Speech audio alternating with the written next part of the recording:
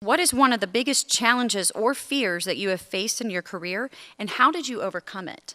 Having come from a fairly large company background at Insignia and then Graystar and then Western National in Southern California, when we bought what was Bernard Allison here in Phoenix, was a 5,500 unit company with maybe 100 employees total. So our challenge was how do I take that 10 or 15 or 20 years of experience in a big kind of a broad-based national organization yet and take some of those principles and some of that technology and some of the things we wanted to do, but boil it down to a really smaller local level. And this was a company that had been in existence for 26 years, when we purchased it. So, and some of the people had been there for a long period of time. So the trick was to kind of listen to what the employees told us, listen and have them listen to us. And one of the notes I had here was that and most of the married men in the crowd will appreciate this, there's a difference between listening and hearing, if you haven't figured that out. And so we need to make, it's like, did you hear me? It's like, yeah, was that? Yeah, of course but were you listening to what I said? So I think what we did, and the biggest, I think with the way we overcame some of those challenges is not only did we hear what they were telling us, we listened to the message and tried to respond accordingly. What is one of the greatest achievements or career milestones that you've achieved, and what have you been able to learn from that you would like to be able to pass on to others? Well, I'll get to the business side, but this is kind of business too, but I may have not mentioned yesterday or today that the partner that I bought this business with was my wife. And so to go to work every day with people, like, you have to be insane to do that. I mean, who goes to work with their spouse every day for 6 years? So one of my greatest achievements is 6 years later, we're still married. It's been a long time. Like a round of applause for that Some one, of you please? know Pam. I mean, we're a lot alike, but we're different in a sense. I mean, has a property management background. She was a publisher of For Rent magazine here in Phoenix for 10 years and had the biggest book in their franchise, and then went to the Arizona Republic and actually launched apartments.com across the country. So she got a good background in the business, but there's no gray in her world. I mean, it is either black or white. And we have a great good cop, bad cop thing. And clearly I am the good cop because she will exactly tell you the way the world works. So it's worked out great. So that's certainly an achievement. Then the other just three quick notes I mentioned was that I think over my career, I would say that developing the relationships that I have across the country and across business lines and with people that I've come in contact with, I really think is a huge achievement. And it's not something I know that I set out to do necessarily, but having been the chairman of the board of the local part of the State Apartment Association, then chairman of NAA in 2003, I just had a chance to meet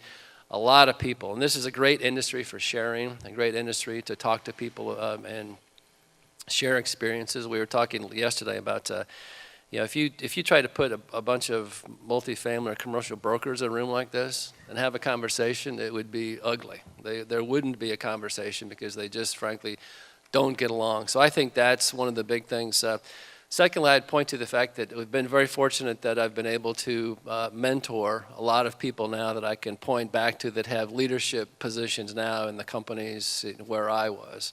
And we've, whether it was Insignia or Graystar or certainly our company now, it's been great to see those people develop their careers and now go on and achieve success in their own right. And then lastly, kind of the same thing I said, I'm very proud of the fact that we've been able to provide people that have worked for us, whether here or other companies, a great career and a great career path. I think it's been a big achievement for me to be able to go back and see people you haven't seen for a while and that we used to work together, and it's very, very rewarding to look back and see that they're still in the business and they still like what they do and they still enjoy coming to work every day. So I think those are a couple of my primary thoughts.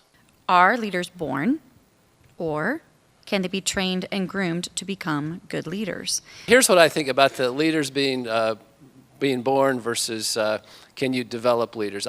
Here's what I think. I think there are people born with leadership potential. I think there are people born with leadership characteristics. I think for them to be truly developed into a leader, they need to be groomed, they need to be counseled. And I think the biggest thing that was fortunate for me, at a very early age in a part of my career, I was given an opportunity to develop those skills. I was given an opportunity to get in front of a room of people, make presentations. You had to get up and talk. You had to be articulate. You had to be thoughtful about what you said. So I think there are people that may be born to be managers. And we had another question we're going to talk about the difference between being a manager and being a leader. And I would tell you that I think that, and I heard this several years ago, and I talk about it all the time, and it's another pretty good takeaway. So, there are a lot of people in our organizations that if you give them a list of things to do, time frame to get it done in, how you want it done, how it's supposed to be presented, what it's supposed to look like, there are a lot of people that are excellent at following that direction and getting all those things done. And I would tell you that those are the managers. The people who make the list, those are the leaders.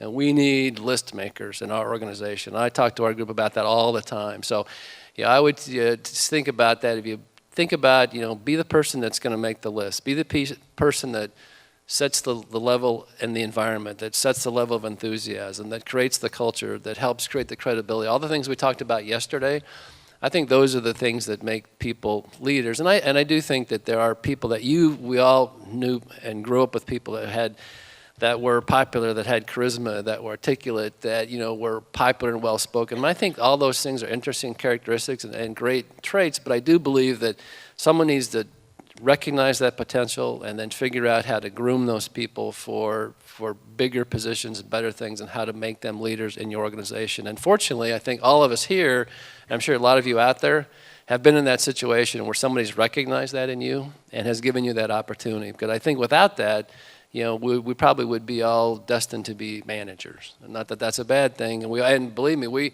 everybody knows a person that's in our career that, they've been a regional or an area director for 19 years. You know what? And they're always going to be probably the best regional that there is. But you know what? Because they're going to be a manager. They just, the opportunity and the skill set that you need to take that next step just doesn't exist. And they're valuable. Every company's got them. And we have some, and we need them. But you need to be able to, find that person that's got that extra sense of enthusiasm, that extra vision, that extra, drive to go do something else. And I think that's indicative of the group that we have here today. Are there any other comments or advice or tips or anything that anyone would like to provide?